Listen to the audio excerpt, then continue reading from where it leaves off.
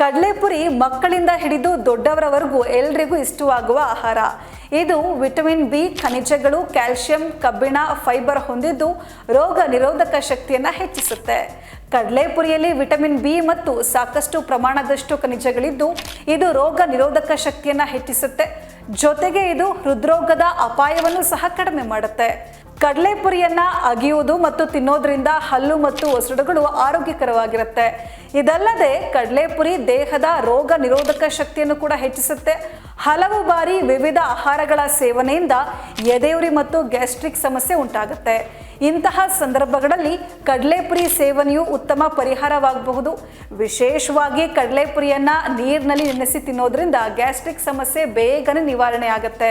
ಹೊಟ್ಟೆಯ ಸಮಸ್ಯೆ ಇರುವವರಿಗೆ ಕಡಲೆಪುರಿ ವಿಶೇಷವಾಗಿ ಪ್ರಯೋಜನಕಾರಿಯಾಗಿದೆ. ಇದರೊಂದಿಗೆ ಕಡಲೆಪುರಿಯಲ್ಲಿ ಸೋಡಿಯಂ ಪ್ರಮಾಣವು ತುಂಬಾ ಕಡಿಮೆ ಇದೆ.